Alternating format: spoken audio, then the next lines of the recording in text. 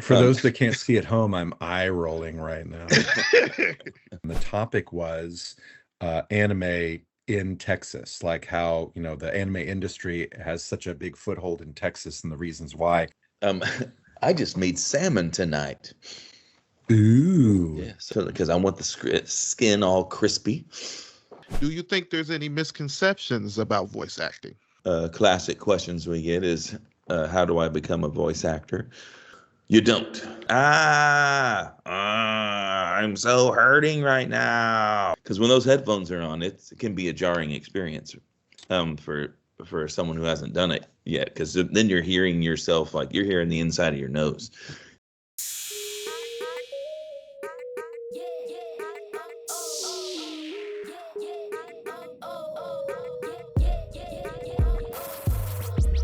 What's good? It's your boy, Raysean from the Raysean Gadson Anime Podcast, or RGAP for short. And on today's episode, we're interviewing special guests Jay Hickman and Kyle Jones, who are known for Haikyuu, Reincarnated as a Sword, and One Piece. Join us as we dive into the world of voice acting, exploring Jay's and Kyle's personal journey and achievements, uncovering their anime origin stories, and also sharing tips for anyone out there trying to be a voice actor. If that sounds interesting to you, then sit back and enjoy the ride. Hello? Sure is chilly today. They took it upon themselves to start this. This is bad. He sent Wobble flying out into the ocean. This is far from over. You'll pay. I promise you'll pay. You think you're special? Say, Captain? Get the hell out of here. There's a depression going on. I already got more applicants than I can handle. I'm not going to waste a spot on some stupid kid. Right. I hope for your sake you're not lying to me. I can't tell you how pleased that I am that you're safe. Arlong found him. He... What is this? We haven't seen each other since the Norway campaign, have we, Thors? Of course. But first give us permission to land. They staged a surprise attack while the people of the village were bathing. And among those killed, there was also a noblewoman named Gunhilda, sister of Sweyn, the King of Denmark. Before we get started, I just want to allow my guest the opportunity to introduce themselves, basically tell everybody where you're from and what you do, and also tell me your two favorite sports anime characters. Well, my name's Kyle Jones. I got to direct and rewrite a bunch of help with some help rewrite the script of Haikyuu, and among other things, I've gotten to work on a whole bunch of stuff. I've been doing this since 2001, so everything from Saint Seiya to Maiden Abyss and Parasite, Nakame ga Kill, and things like that. And based out of Houston, that's where Sentai Filmworks is, and that's my home of operations. And of course, I know we'll be talking a lot about Haikyuu today, so I've been pretty intimate with that since it began. Hello, I am Jay Hickman. I'm a voice actor. Some of my more popular roles are Joichiro from Food Wars, Chu from One Piece, Floki from Vinland Saga, Kagatani Hiroko from Black Bullet. There have been some fun ones out there. I am also based in Houston. I've been a longtime Houston resident. Working here with Sentai Filmworks and ADV Films before that. And yeah, if I didn't take time to really go through my kind of resume of roles. I know there have been some other sports anime in my history, but the one that is most present certainly is Haikyuu, because it's got stuff out there now. So I guess my two favorite characters will have to come from that show. I get to play Coach Naui, one of the coaches from Nekama team, Okay. and then they have a very kind of sympathetic character named Kenma, who's one of the stars of Nekama team. So I have sort of a soft spot for that guy. Okay. For my two, I had to choose. I chose Kenma too, because Kenma is one of my favorite characters. And I'm glad they actually made him a big character in the movie that just recently came out. Yeah. I'm not one of the people that read the manga for this specific anime. I usually read the manga for everything that I watch, but for this one, I've been totally surprised. So I didn't know anything that was going in about this, so I didn't know this was happening. So Dumpster battle, yeah. So getting to see it was amazing, and I also got to give props to the voice actor Clint who plays him. I think he does a great job. I would love to get to talk to him about that, but that'll come when that'll come. Also, for my other favorite character, I chose Shoyo. I think you have to pick him. He's one of the most, to me, one of the best energetic characters you can have for a main character lead, and not to be one of the best talented characters, but really showing that hard work can get you there. So I really appreciate him. What about you, Kyle? You got any favorite characters? My favorite on the Karasuno team is the Greg Cote character, who is he's the now I've done a bunch of these, so you'll have to bear with me on names. He is he's the bald loud one. Nishinoya? Hang on. Just when you thought being on mute was the most embarrassing thing you're gonna do tonight, there it is. Sorry, this happened. I just looked it up. It's Tanaka. He's always screaming, has a lot of the fun things to say. Whenever we were, and is, as far as the player on the field goes, he's the intimidator and all that stuff. So that is very fun. And then I really like I know by the actor names. I'm sorry, the Ian Sinclair Bokuto. Okay. Yes. He is amazing. I love him as Bokuto. And they both are kind of the loudmouths of their team. Maybe that's why I like them. Sure. I've also gotten to interview David Wald, who also voices the coach on Karasuno. Yes. So that's pretty cool. And you also worked on him in a number of projects too, Kyle, I think. Oh yeah, I do love working with David Wald and Jay Hickman over here. In fact, we've done quite a few shows together. Yeah, I don't know how many of them are sports related. That's primarily the one. Y'all did something called Air together. That's somewhat sports related, not truly, but yeah. And we got to work a little bit on Air Gear. Did you ever hear that on the rollerblading? Yep. Yeah, that's sporty. Sporty. The stretch could be made.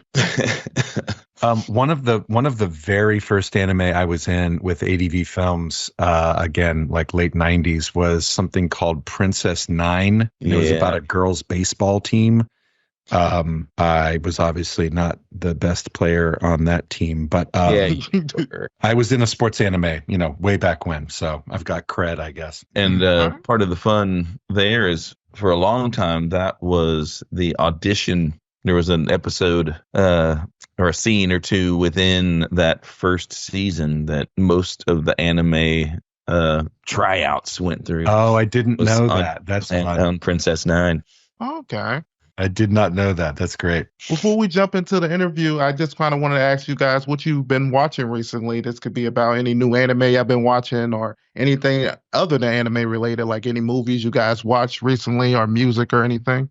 Well, I do, since I watch anime all day, I do tend to go more movies or TV. I like the cooking shows. Okay. But I really enjoyed Letterkenny. If you haven't seen it, it's on Hulu.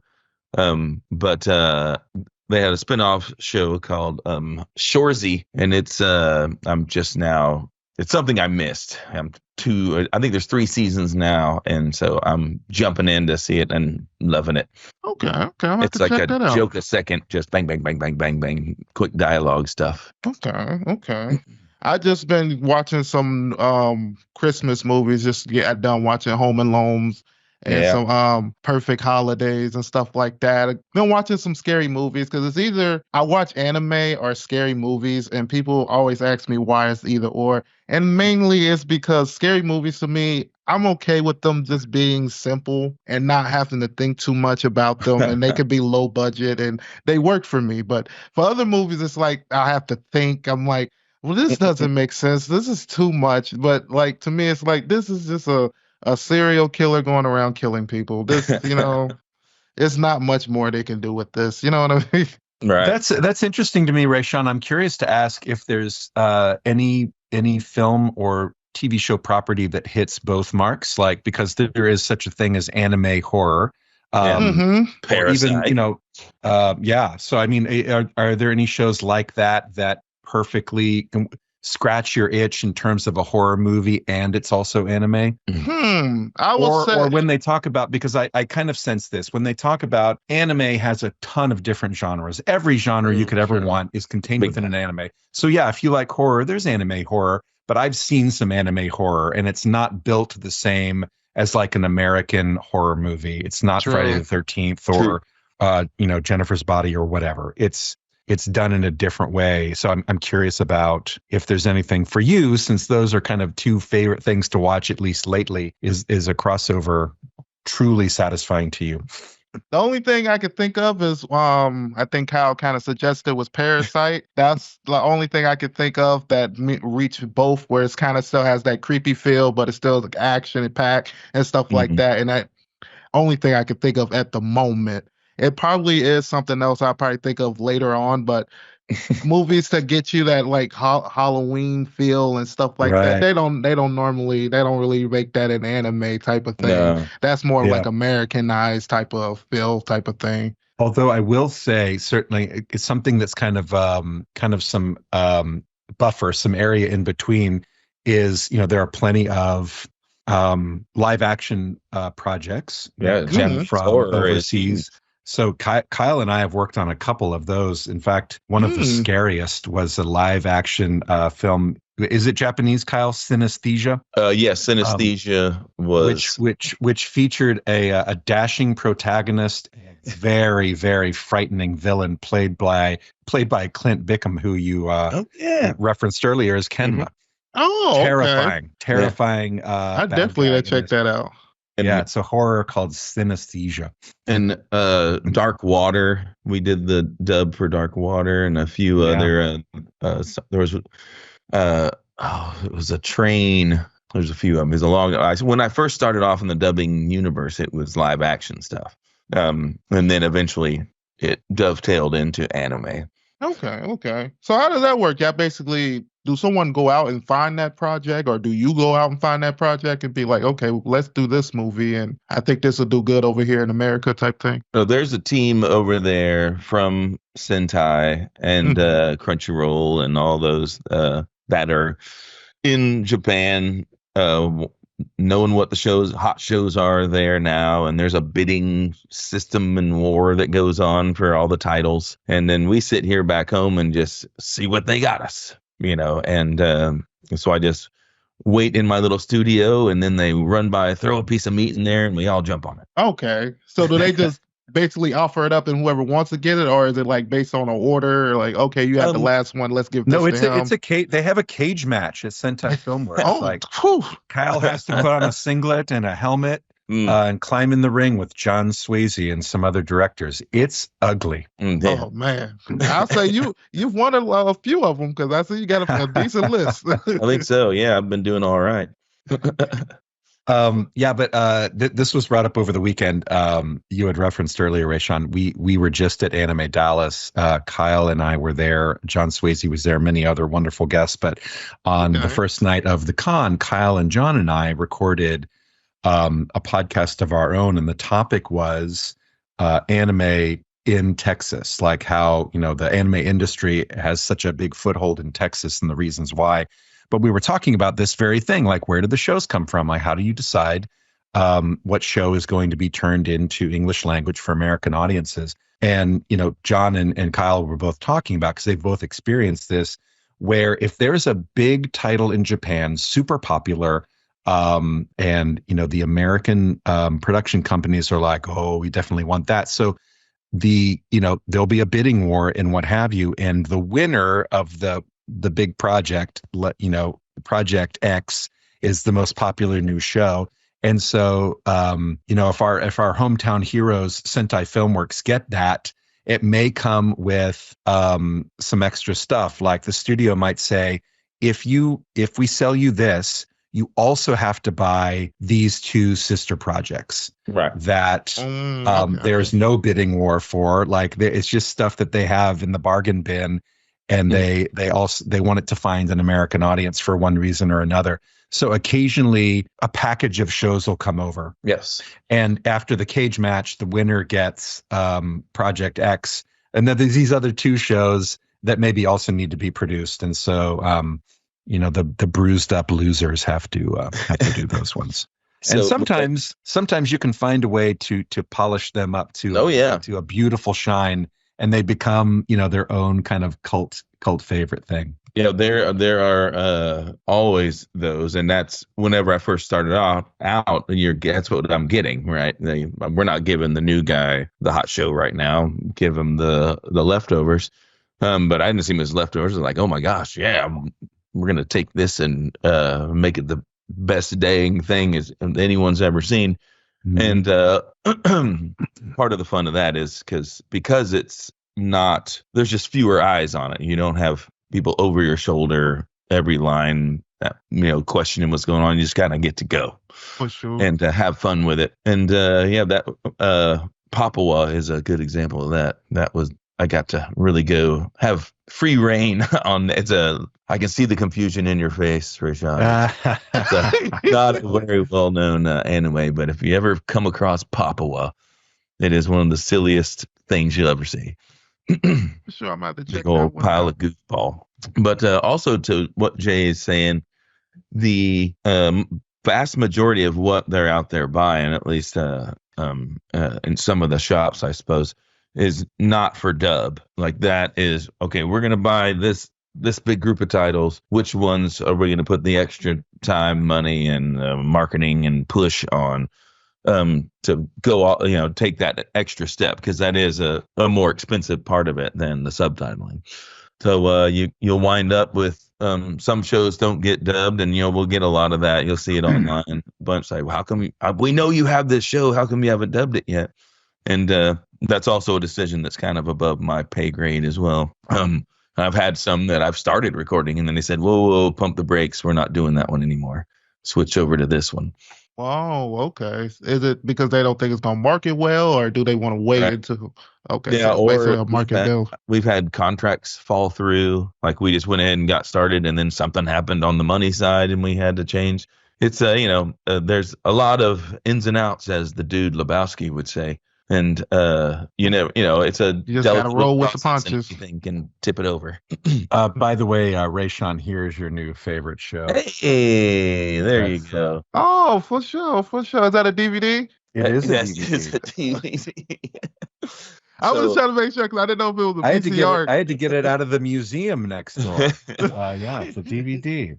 So that has Lucy Christian, Monica Rial, Jason Douglas, a whole bunch of heavy hitters in it. Were you in it, Jay? Hickman's in it. All right, we're going to go ahead and jump into the interview. For my first question, I want to ask you both is basically, when did it click for you that voice acting was for you? And what was the driving force? And I'm going to go ahead and let you go, Jay. Okay. Yeah, interesting question, just because of the way I came to it. I started acting as a kid. I guess like most who get involved, like I was forced to do school plays and church plays and what have you by my parents, and it seemed to, it wasn't horribly embarrassing, and people, kind of knew what my name was after the fact, and I was like, all right, this is pretty cool. And I guess say again, and he can sing. Oh my gosh, yeah. Oh, you can sing? Okay, Yeah. okay. Jay is a singer. Yeah, I was a regular orphan Oliver. So anyway, so I enjoyed it, and I continued in high school, and I continued in college, and throughout, so it's almost all theater for me, growing up through kind of college age. And certainly I am also a consumer of TV shows and movies and anime, animated cartoons and films, and enjoying that, and kind of, at least by high school, kind of realizing what it takes to voice a character, like to be the person who's the voice behind the cartoon you're seeing on screen, and what fun that is. And you can hear, you can kind of hear what a thrill it is to, because as kids, anyone who's kind of even remotely creative would love to do impressions. Like we all could do a Yosemite Sam and an Elmer Fudd, and that was always a blast to do that stuff. And, you can, even as a kid fooling around on the playground, if you're doing an over-the-top cartoon character voice, you can feel it in you that it's kind of letting something out of you, or it's creating some sort of outlet for you that is exciting or satisfying in some way. And so I think kind of, on a subconscious level, I was like, I would love to do that. Like, that would be fine. For now, I'll be the carrot in Mrs. Johnson's third grade play about the 4 food groups or whatever. But be the best main carrot there ever was, Jay. I know. Thank you, Kyle. No one appreciates my work like Kyle Jones.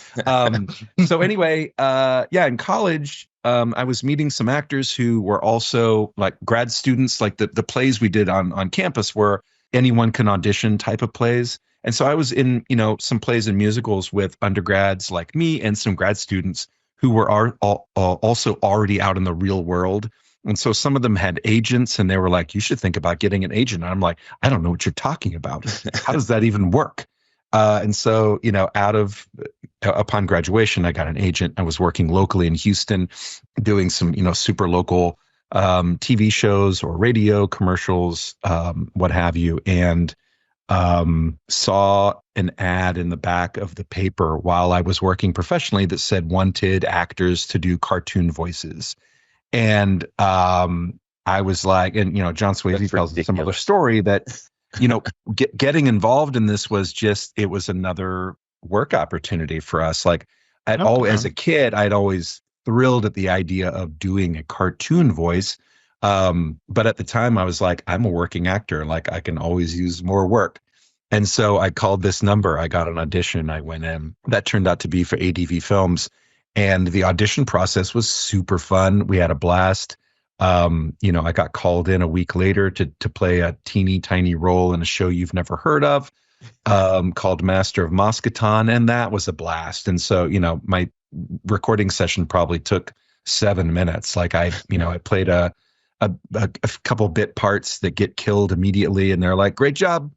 Great death rattle. Good job. And I left. And so, but upon leaving that first time, I was like, that was pretty sweet. And so it was a thrill for me to get called back to do a slightly larger, teeny tiny role for other anime. And it just sort of grew from there. Okay. Jay was my first lead whenever I got there. I did a monster movie first, Gamera, Attack of Legion. And Jay was my first lead character. And Swayze was in there as well. It was all dudes, though. It was a military thing. And Lieutenant Colonel Hirakawa.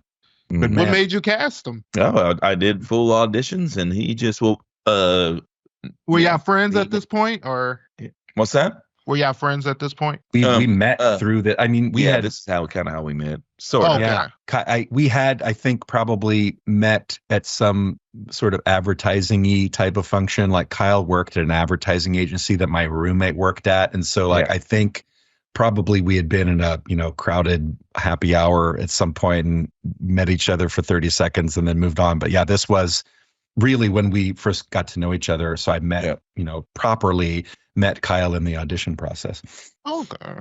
And I was amazing. I think Kyle was about to tell you that part in the audition. Just knocked everyone's socks off. Jay. Yeah, thank you. Good memories. So when did it click for you, Kyle, that you were like, oh, voice acting's for me? Well, most of what I do is on the directing side and the writing, directing. I do some acting as well, but the majority of my job is going to be taking a show and turning it into for the American audience and making that conversion audio wise. But the acting part is fun. Don't get me wrong. I enjoy every second of it. But one funny little side note is that when I was a kid, VCRs just started happening. And I guess they were coming into their own. People were starting to get them into their homes and having cameras, like a video cassette camera. And what that allowed you to do is play off of one device and record off the other one. And so we would tape the evening news or whatever sporting event scene from a movie, and then play it back and then re-record the lines ourselves while recording it back onto the second tape. And so we were basically dubbing. I've been doing this you'd be watching the news and be like, man eats sandwich, more than 11. We were just kids being dorks. But yeah, now here I am doing pretty much the same thing. Now, there was an advertising career stuck in the middle of all that, but you always knew you'd get back to the man eats sandwich dubbing. Yeah. Yeah. Well, that's where the skill set, I think, came through. I went to school for advertising at UT, University of Texas at Austin, Hogan and then went to New York, did some advertising there. That's what you're supposed to do. And it was great. That was fun. Came back to Texas, did quite a bit more. But the part of advertising I was on the writing side, which they basically build you in teams. There's an art director and a copywriter, and you work together to create concepts in advertising. But when you're on the writing side, the radio stuff is kind of your own. And the TV, you do it with the art director as well as the print and whatnot. But the radio, you're kind of on an island where you're going to write it. You're going to hold auditions, you're going to cast it and direct it yourself and produce it in a sound studio with a sound engineer and basically a lot of the stuff I do now. But this is a whole lot more fun than, selling dog food. Okay, so you're mainly doing like commercials and stuff like that. Mm-hmm. Yeah. And this is, it's very similar, but oh so different at the same time. So what got you started directing? Like, what was your first project? First project was that Gamera Attack of Legion starring Jay Hickman. Oh, yeah. It's Colonel Waterase. And they gave me the live action because nobody wanted to do live action. It's hard. It's time consuming. The dubs are not going to be, really appreciated too much. It's, you watch it and it's very hard to get it to look right. And even then it's not quite right. And that's part of the casting there is someone can be great hitting all the lip movements and everything. But if their voice just doesn't sound like that guy looks, what are you going to do? It comes off as kind of goofy.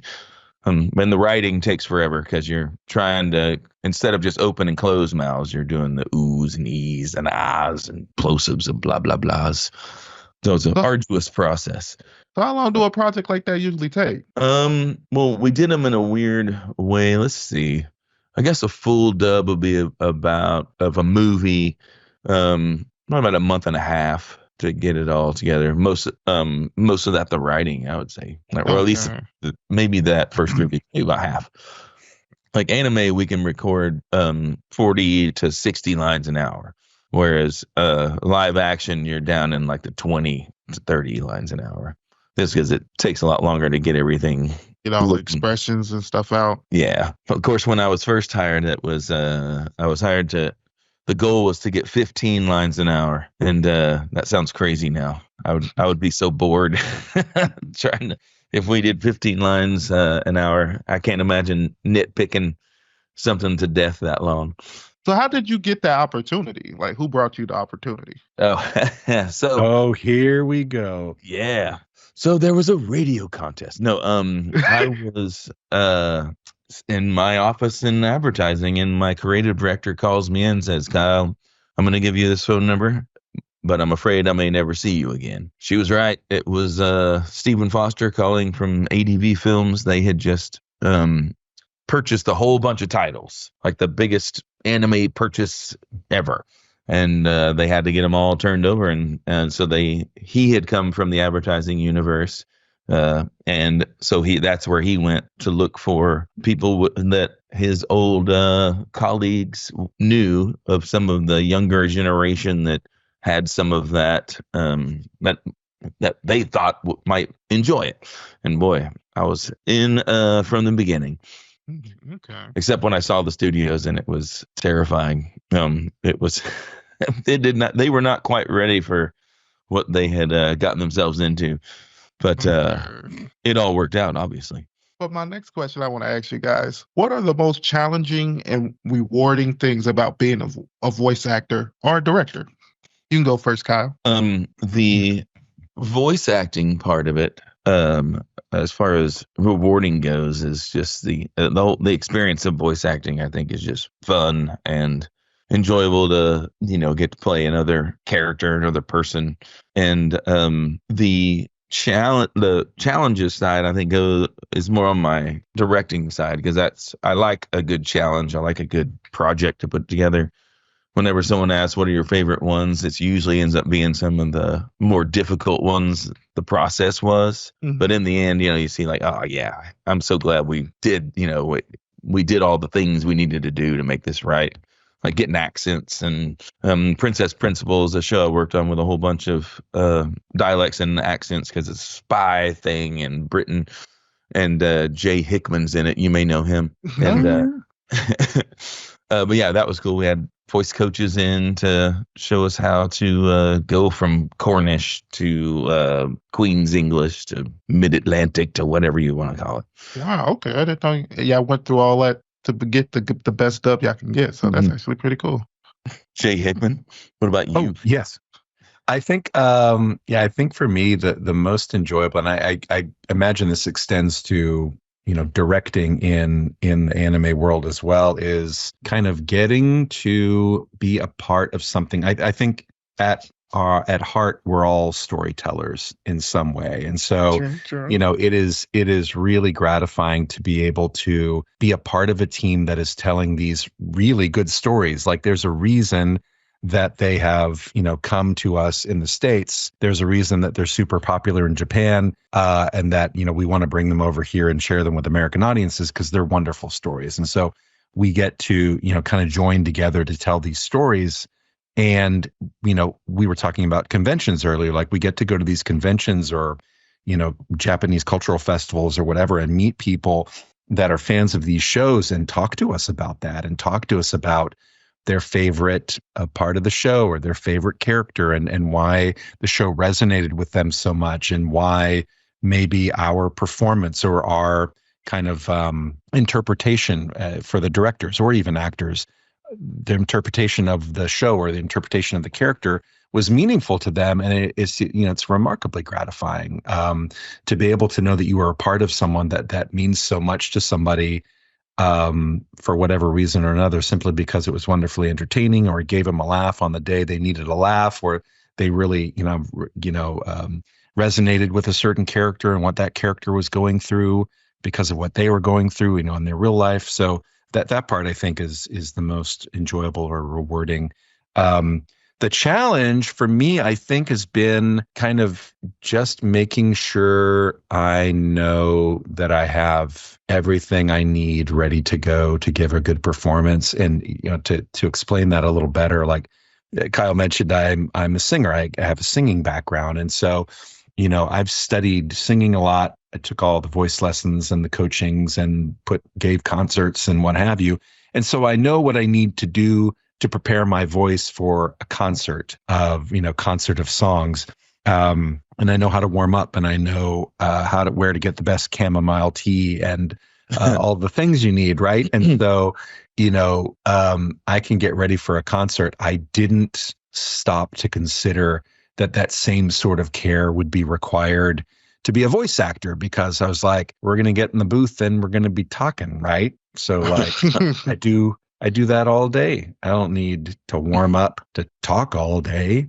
And I was mistaken. So it was challenging for me to kind of understand and kind of grasp the fact that, the what we're bringing to a role is both emotional, but certainly physical. And, you got to take care of your instrument. So I think I do a pretty good job of that now, but that was a challenge for me for sure. If I can piggyback on your, not your challenge, but your reward.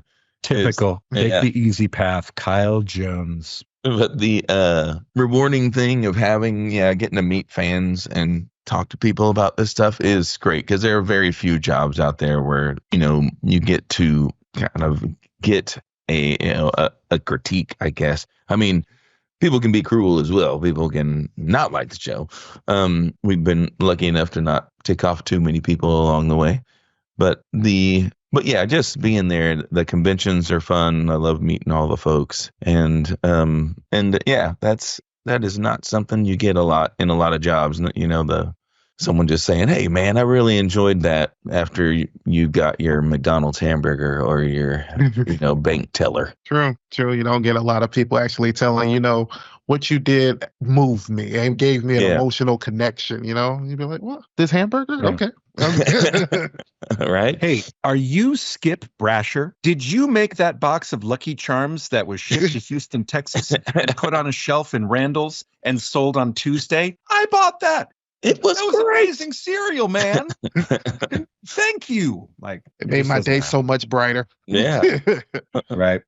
But my next question is kind of a long one, but it's my main question for bringing you guys on today, basically. Okay. You've both voiced characters in one of my favorite anime, Haikyuu.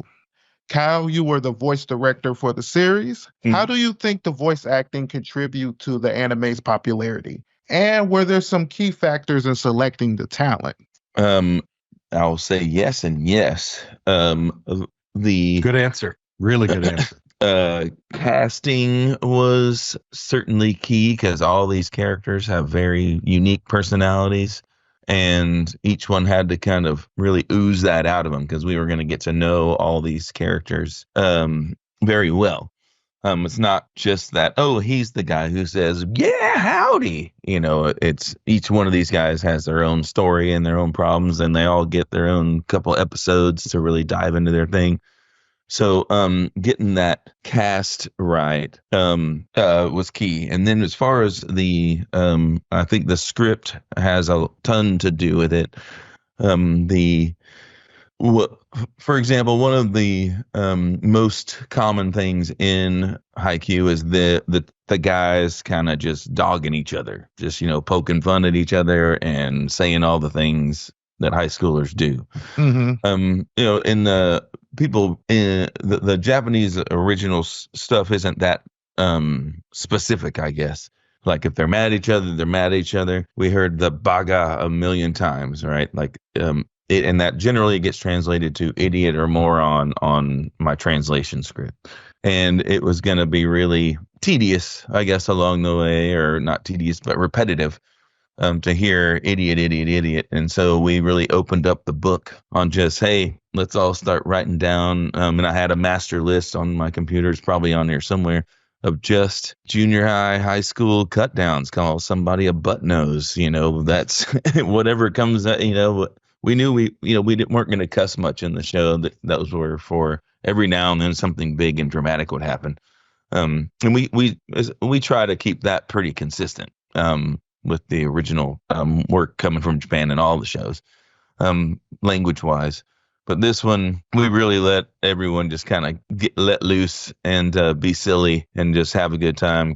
And as an overall mantra of how I like to direct in a studio is, if we're not having fun, the audience isn't going to have fun either. The fun comes out on the screen if you're all having a good time making the stuff. So yeah, the original show, I watched it, loved it, in the Japanese language with the subtitles. It's an amazing show to begin with. That's paramount in all these projects. I mean, every now and then we can shine up something that maybe wasn't supposed to be some blockbuster. But this one was already just a fantastic show, and that I can't say it makes it easier, but at least you know that you're working with something good, and makes maybe more nervous to I can't screw this up.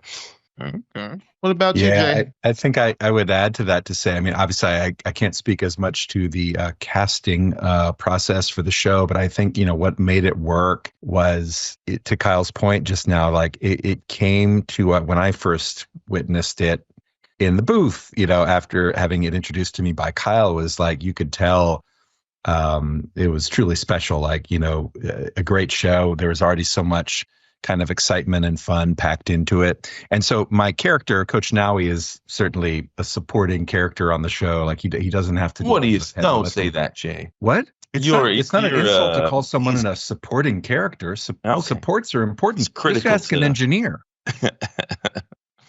But yeah, I mean, for him, he doesn't have to carry the emotional weight of too many episodes. So it's for me in that role, kind of riding on the shoulders of giants, like, something so so terrific and fun and kind of electric even was there kind of waiting for me to come, add a little something to. And so I think, that was something that made the show special, certainly from my perspective, was that there was just so much kind of good quality, stuff just there as our bedrock that we could, kind of layer onto. So I think that's something that, for me made it work really well. And you see the finished product, like, it is really so much fun. Like Kyle said, we were encouraged to have fun in the booth. I think we were successful at that, and you can see that in the finished product. Oh crap, I lost it. My ice maker made a sound and screwed me all up. Gets me every time. I'll get back to it. It'll come to me.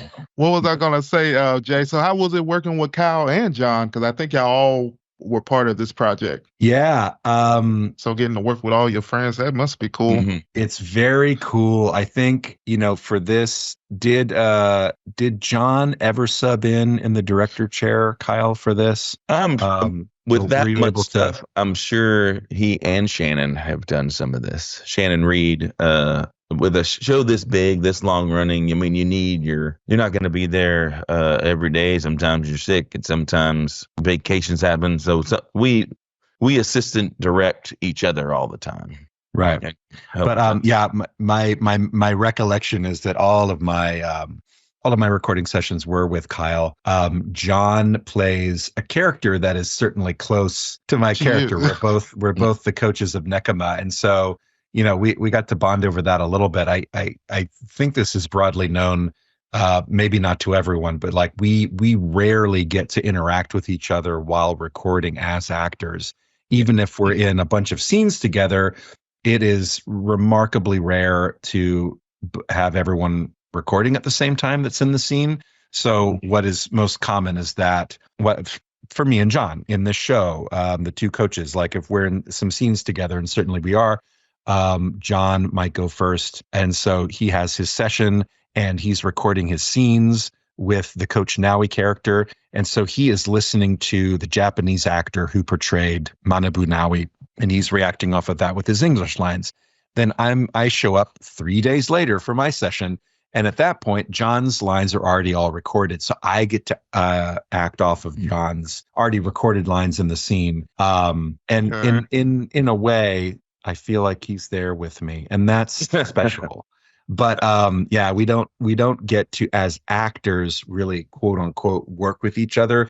It's more that we're there with the directors, and certainly we get to hear our fellow actors, so we can play off of them and build on what they've established, kind of emotionally or with a level of excitement. And then the directors certainly play a role in giving us additional insight. They might tell some stories about when John was recording the other day, something funny that happened, or we had an alternate line that we had John record. Here, I'll play that for you. I doubt that'll make the final cut, but it might be fun for you to listen to it. And it is. I mean, those things are insightful. Like I can hear a couple of, John Swayze outtakes, and you can imagine that at a bare minimum, they're super entertaining. But sometimes that delivery or that performance gives me an idea in a way that I can flavor my delivery of my line coming up next. And so, we are sort of working together in that way, but not directly live and in person. And sometimes we'll get to drop little surprise sillies on someone. Like if John's in and he goes, "Has Jay recorded yet?" And I say no, and he goes, "When does he come in?" And it's got 3 days or whatever. And then he'll go, "Oh, hang on, let me do this line." And so we'll just have that some fake line set up where he goes, "No, shut up, Jay," and talks directly to him or something like that. Oh, that's pretty cool. Just to mess with one another.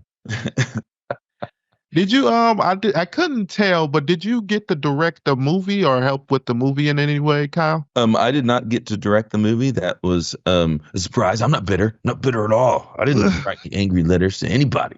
Not that I saw. That was I did not get to do the movie, but I was in the movie. My character returned, And so, and I talked with the fellow who was directing it and recording it, and just and Clint Bickham wrote the movie, and he knew the show pretty well, and so it was in good hands. Do I wish I had gotten to work on it? Of course, because I've been doing it for so long. But it was fun to get back, get in the booth and play a little Taki Now and explain volleyball people. I'm like, he's kind of their number one fan in a weird way. Yeah, and that narrator character that kind of tells everybody. Here's how volleyball works, everyone. What about you, Jay? You kind of had a role in the movie. How was that experience? It was good. It had been a while since I had been in the booth recording Coach Nowie, and so it was exciting to learn that Dumpster Battle was going to get a feature release. Like, I think anytime. For even the most seasoned voice actor in anime, we're mostly used to home releases and streaming, and occasionally some Netflix or Cartoon Network. It is more rare, although becoming more frequent these days, that a movie will get a theatrical release. So that's always a treat for us.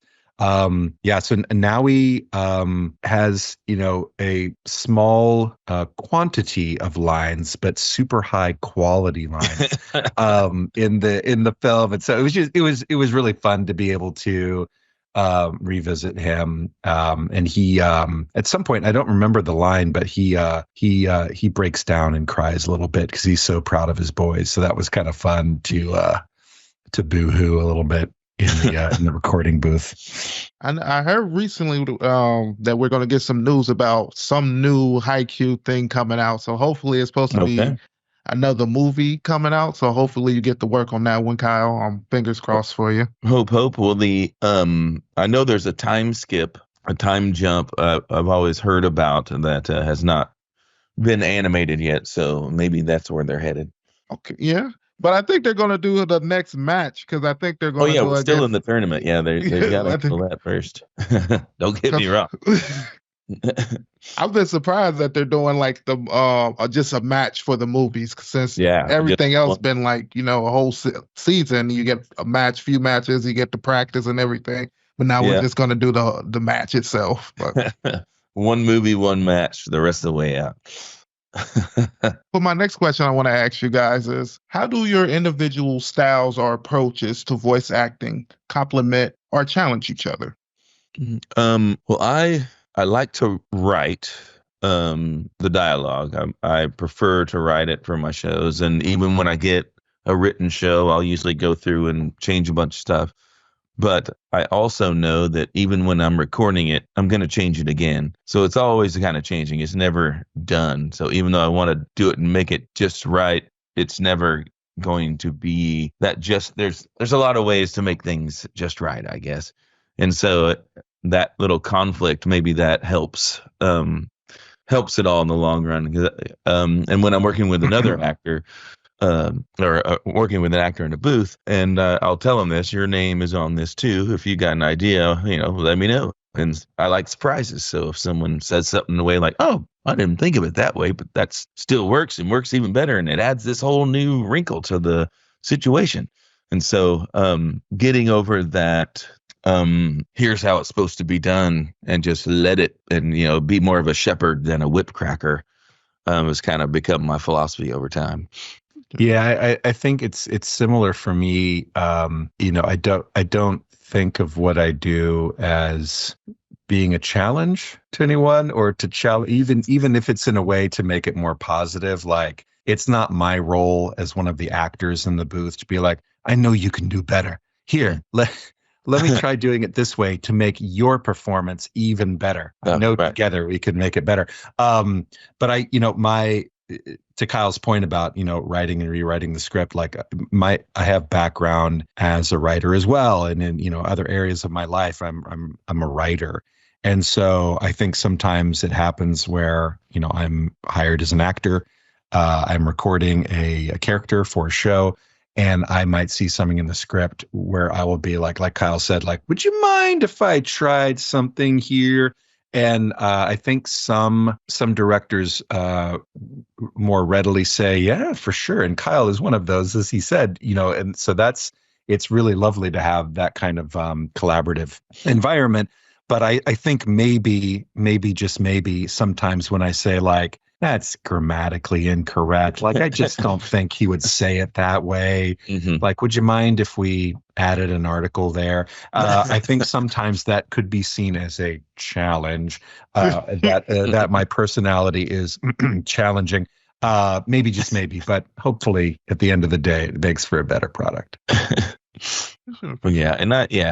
like I said, I welcome the team effort, but I get the final say in the studio, so that part's fun too. But I think it's easy from that perspective. I think it's easy for the director, particularly Kyle, to go like, yeah, sure, give it a try, do your thing, and I can do my thing, and he can go, great, thanks for doing your thing, and then just like without me knowing, delete. Like, I'm not gonna remember 4 months later when the show finally hits the air. What happened to my good take? Oh. Yeah. For my next question, I want to ask you, another one of my favorite animes is Food Wars. Jay, you get to voice one of the main characters' dad, who was considered one of the best chefs. How do you feel you related to that character? And do you feel like you have a similar relationship with your kids, if you have any? Yeah, I do have kids. I think there was certainly an element to which being a father in real life contributed something to a portrayal of a father. Obviously, they have a very different, kind of a very different family dynamic than my family does. We've got a mom and a dad and a brother and a sister. And Soma did not have that dynamic. So it was different from that regard, but I still, I certainly related to what, Joichiro is doing in terms of wanting to inspire his son to do the best, be better. And he takes a very kind of, you might say radical approach to, raising Soma and pushing him to be better. And like, he is just making him eat with gross stuff. Yeah. But also just he's ruthless with the insults, and he calls him a loser all the time. But he knows that will get the desired reaction. Soma is so competitive, and he's probably known that, ever since the kid could talk. Like, so he knows, as the story unfolds, it's pretty clear Joichiro knows what he's doing. It looks crazy.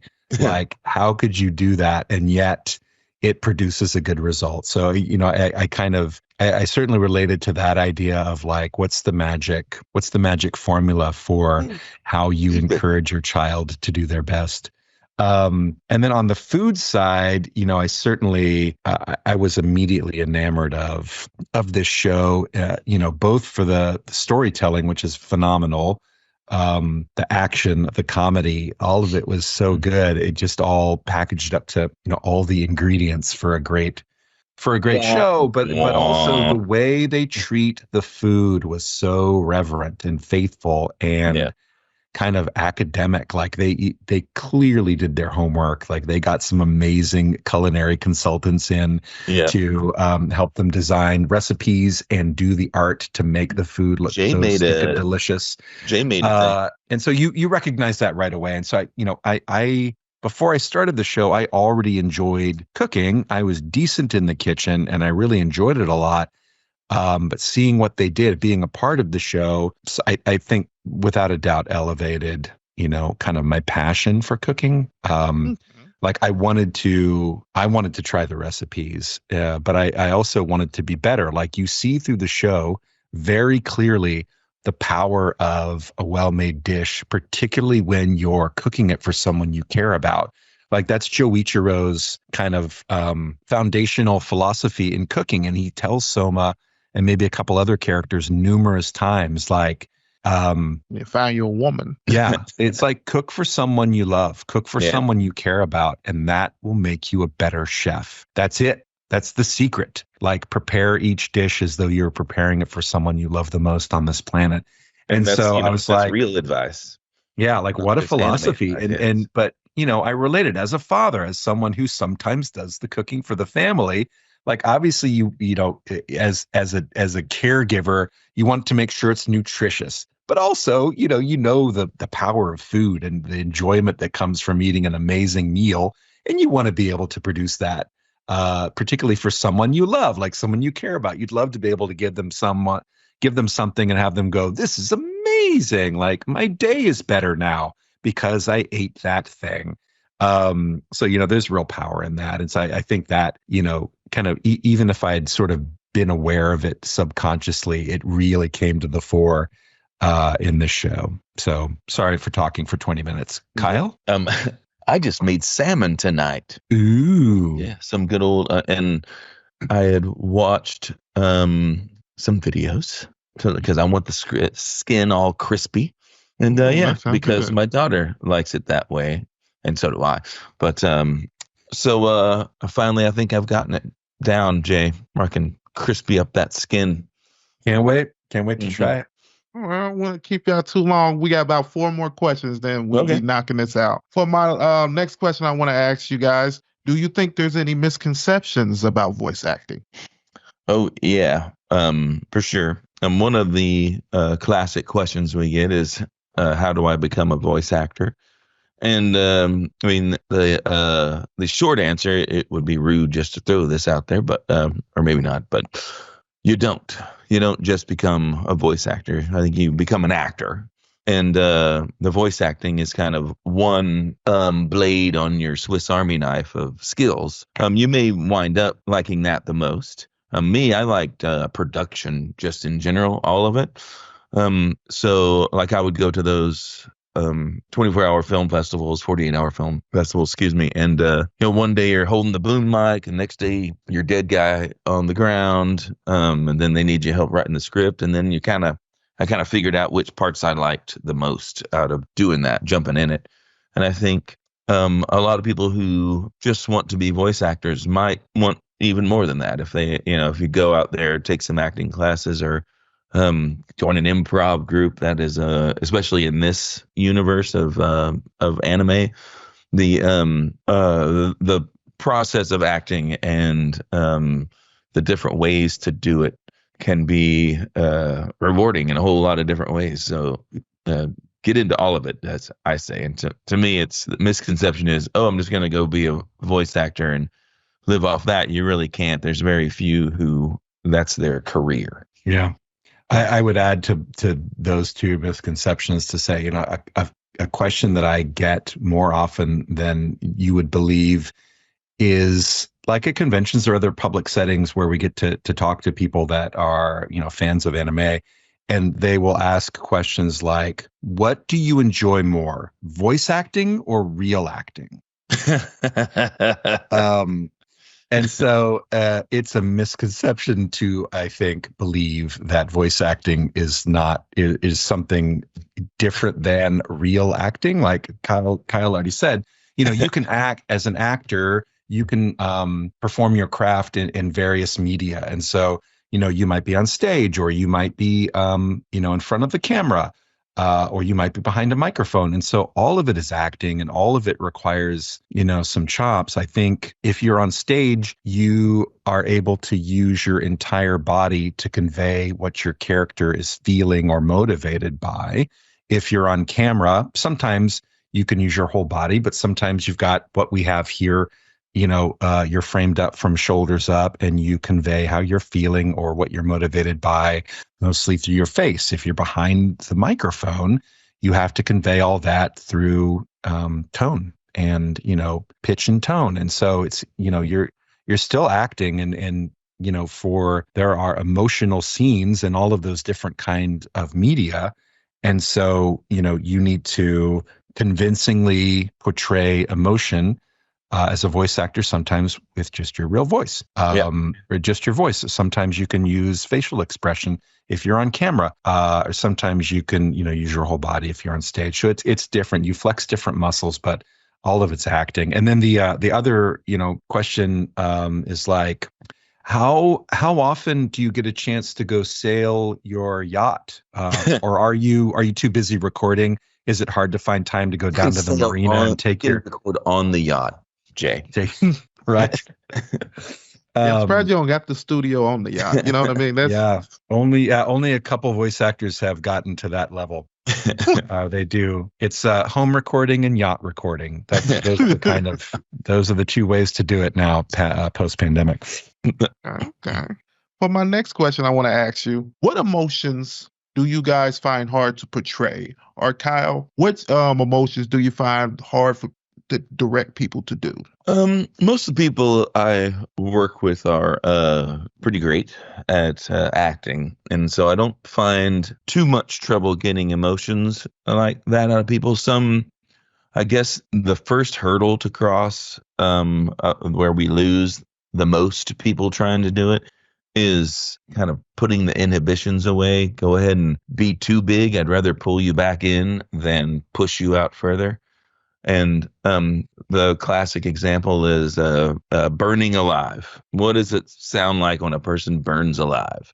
Supposed to be the most excruciating pain in the freaking universe. Let's hear it. And if it's someone just going, I'm so hurting right now, then you have to lose that part. People have to let go in the booth and not, because when those headphones are on, it can be a jarring experience for someone who hasn't done it yet, because then you're hearing yourself like you're hearing the inside of your nose. And so they think they can tend to think they're being too loud or get embarrassed by themselves. And that's a hard one to get over. To me, one of the most difficult things for our particular anime is kind of a combination of things. They're coming in blind. They don't know what's on the script.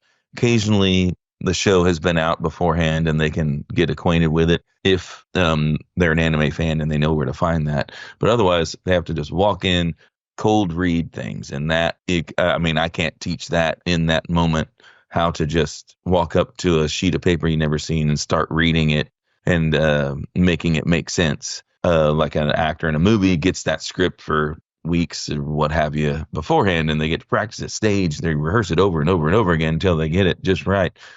But this one, you have to really think on your feet and throw something out there, choose and do, or go for it. And then the other side of that is the cadence, that it's already set for you because the lip flaps are in front of you. Mm-hmm. So for the sentence to go bop, buddy bop, bop, and you have to fit it in there. Not every actor can do that. There's a lot of, Christopher Walken, I suppose, could probably never do this because he's got his own thing. He's not going to change it to fit this this thing that already has its own rhythm to it. So that, sometimes it just doesn't click for people, and that doesn't mean they're a bad actor. It just means that's a thing that, that's just not how they do it. Yeah. Those actors aren't cut out for voice acting, should go back to real acting. I think Kyle has said almost everything that I could have thought to say for this, but there is one thing I can add, which is the most difficult emotions to portray in the booth are sexy emotions. Okay, yeah. I think Kyle knows where I'm headed. This is not terribly common, but occasionally we'll be working on a project that has some adult situations in it, and it's part of the show. Like it arrives on our shores as part of the show, and you got to do it. Food Wars has a couple scenes that feature people enjoying food so much that their clothes explode. And so, what sort of sounds are they making when that happens? Yeah. And so it's something that you need to do. The show demands it. And that can be something that is challenging, I think, for all involved. Food Wars is for comedic effect. And then there's trying to make the sexy sounds for, in a serious way. And that's a whole different thing, too. Yeah, I mean, I think there were, and Kyle would know this better than I would, but even in Food Wars, when those sounds are being made for comedic effect, there were probably people that had trouble like letting loose or feeling uninhibited to do that in front of an audience. Yep. But yeah, take that, whatever feeling of embarrassment or nervousness that would bring, and put it in a scene where it's supposed to be serious. And there's no kind of laughter to fall back on. Like you're supposed to believe that these characters are enjoying this remarkably intimate moment. How do you convey that, and then convey it in front of, depending on, your age and gender as an actor, in front of two grown ass men on the other side of the glass. They're just like, yeah, go for take it. 6, keep going. You're doing great. So I think that can be challenging. How did you like that pineapple turnover? He's back to Food Wars now. That's a Food Wars reference. Oh, excuse me. Well, my next question, I want to ask you both, basically, if there's anybody you guys want to shout out for being a good support system for you guys over the years, anybody that has basically helped you get to where you're at. And also, can you explain why having a support system has gotten you to where you're at? Oh, shoot. It's vast. Stephen Foster made the first phone call, and my wife put up with me while I was shifting jobs to something crazy. You got John Swayze's out there. He's one of Jay, John, and I are very close and been doing this for a long time. So we definitely hold each other up and try to help each other out wherever we can. And like I was saying with the other directors at the studio, we have a very cohesive kind of working environment. We're lucky in that regard that no one really panics when things go sideways, and they always do. Something's going to go wrong.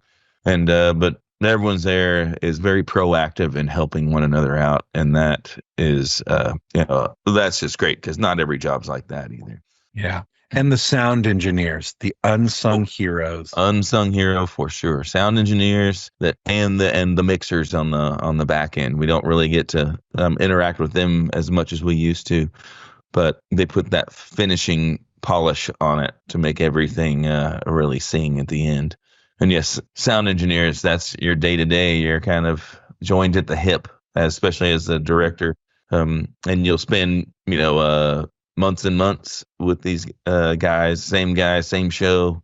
And the actor is changing in and out, but me and the sound engineer are pretty consistent. Oh, okay. So y'all usually are tied on the same projects together? Mm-hmm. Yeah, we try to do that just so that we have, because things get lost, he said this, but he really meant that. Where's that file? Didn't we read that the other way to where he could really mean this? And having those two brains together to figure it out really comes in handy. And you become friends with those guys. Got a birthday this weekend, and basically anyone who's been my sound engineer over the years is invited. Okay. Ricardo's going to be there, Jay. Oh my gosh. Yeah. Oh my gosh.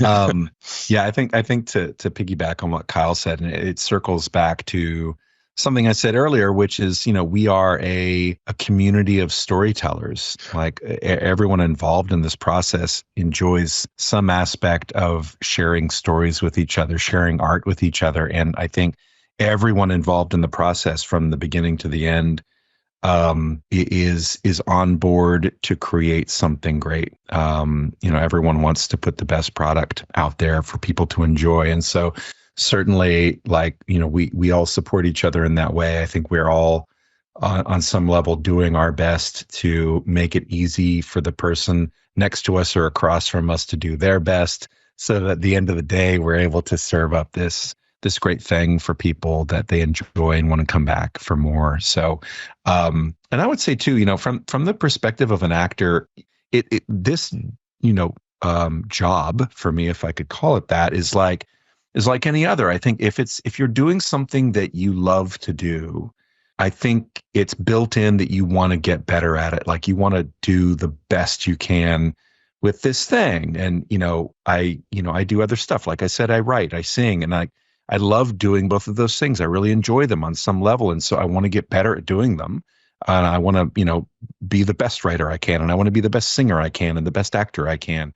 And so certainly, you gravitate toward those things or people that help you to get better. And so certainly as an actor, the directors I've met working on anime, there's always something they bring to the table that makes me better. And, I referenced Kyle earlier as being remarkably warm, welcoming, and collaborative as a director. He's a director who understands, understands his actors. He is on the other side of the microphone frequently enough to understand well, what the actors are doing and going through, or challenges they're having, to help them with that. And so obviously that is incredibly supportive for an actor. But I've worked with directors that are not like Kyle. And you could even say they are difficult to work with, or they are challenging, or their style is one. Kyle, earlier said prefers to be a shepherd to a whip cracker. I have worked with a couple whip crackers, and that was not my favorite. However, it made me better. Yeah. Even doing it that way, it would not occur to me to want to do it that way.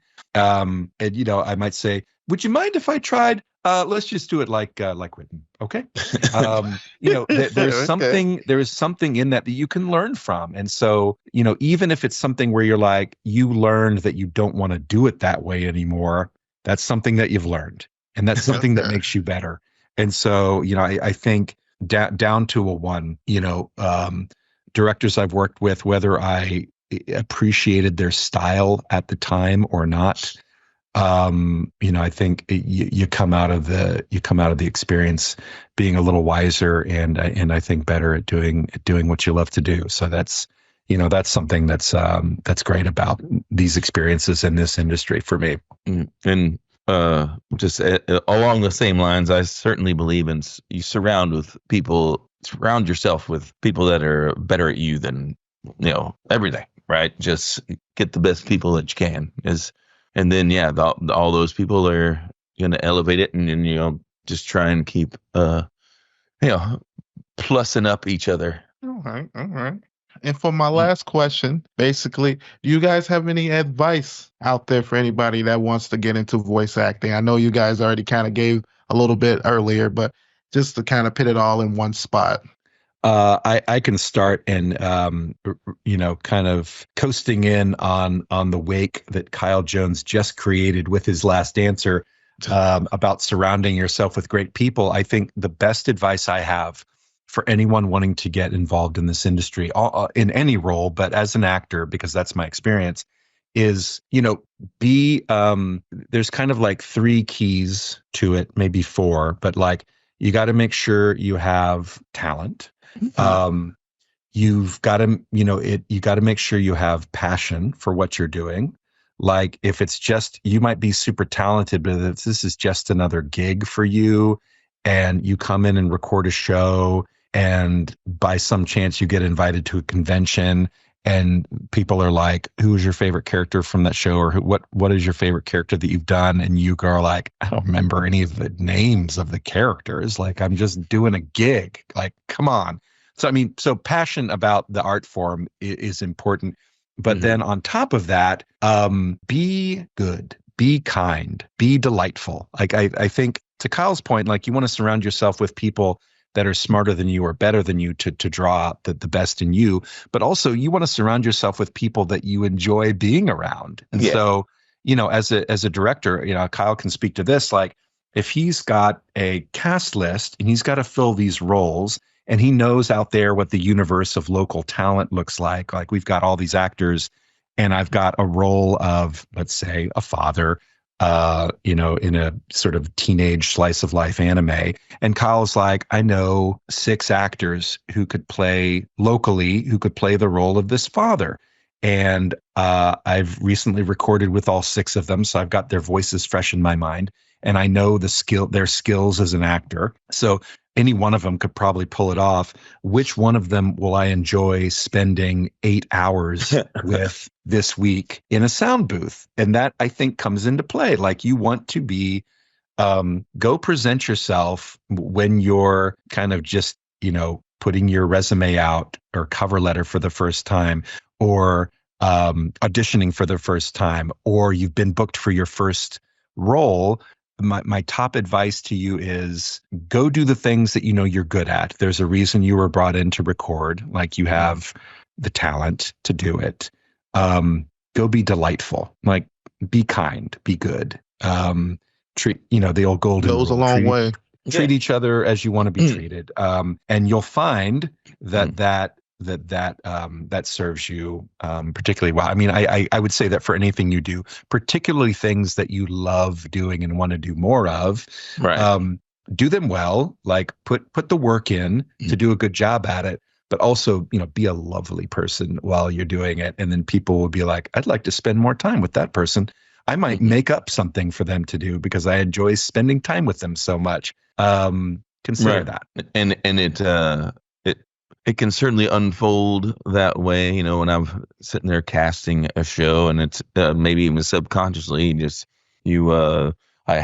this person, when you're looking at all these characters and starting to map everything out, and like Jay was saying, that there are multiple people come to mind per role. Every now and then you just go, oh, boom, that is John Swayze, and John Swayze alone, and no one else is going to do it but him. But that's after working with him for a long time. But otherwise, you get these little pods of people that have their realm of talent, and I don't think I do it on purpose so much as they're going to be more on your mind as a person that you enjoy being around. Yeah. And not the guy who's kind of a butthole the whole time and looking at his watch, wanting to get out to lunch. And so, that does come into play in the long run. But as far as my advice, it does go back to the get on set, get into the industry somehow. It may not be voice acting first, it may wind up there, it may never get there, but you can get into this anime thing in a lot of different ways, and not just the voice acting side. Because voice acting, it isn't for everyone. And but there are surprises all the time. We have some folks most of them are trained actors before they come in. Stage, commercial, all that good stuff, reading audiobooks, things like that. But every now and then you do get a fan that pulls it off. Ry McKean is a good example. I'm not sure if you're aware of Ry, but he fan first and then came in and became a thing. But he's a great actor. He went and he did the work. And do the work is a big actor mantra. That kind of reminds me of Kevin Thelwell a little bit. I think you've worked with him too on Haikyuu. Yes, absolutely. And there are so many. Haikyuu has been a blessing in that regard. It's gotten so massive that I've met a zillion people throughout the process. Every time they play a team, there's 6 more people to meet. Okay. I included a coach, Jay. Thank you. And that reminds me, I have played another role in Haikyuu. In what season does the sideline announcer come in? Oh, the guy who goes, "Holy Hokkaido, did you see that spike?" Yes. I don't remember the season. Maybe 3. Is that the 3? I'm thinking that's season 3. I want to say that's 3. Yeah, those are fun, and that was one of those chances where we took some liberties to have the announcers be a little more fun than just calling plays. Okay. Which, if I can say one more thing that was rewarding, I remember what I had forgotten earlier.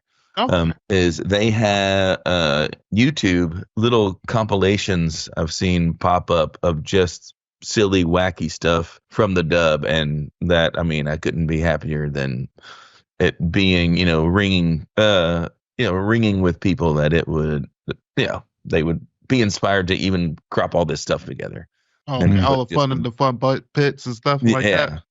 Okay. And that tickles me. And with that, we end today's episode. But before we go, I just wanted to ask you guys if you have a question for me or for my next voice actor that's going to be coming on, which is Tom Gibbs.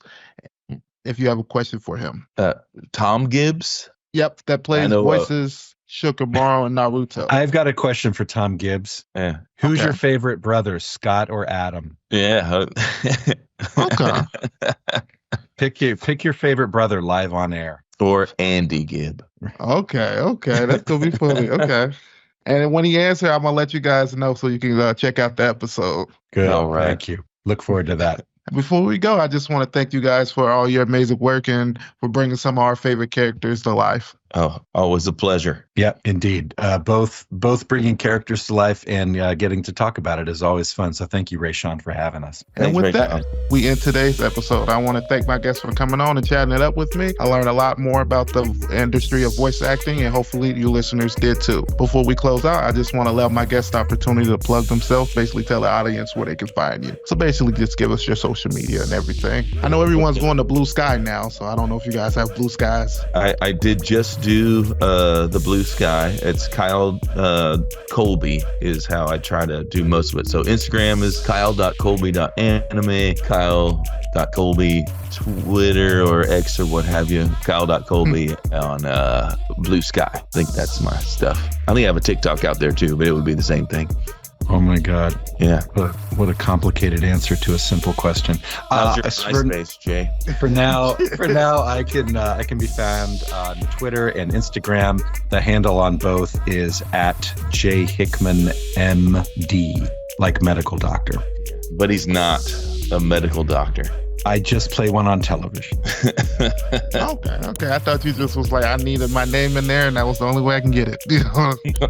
I think that's pretty close to the truth. But that's a story for another episode. And with that, I just want to say, peace.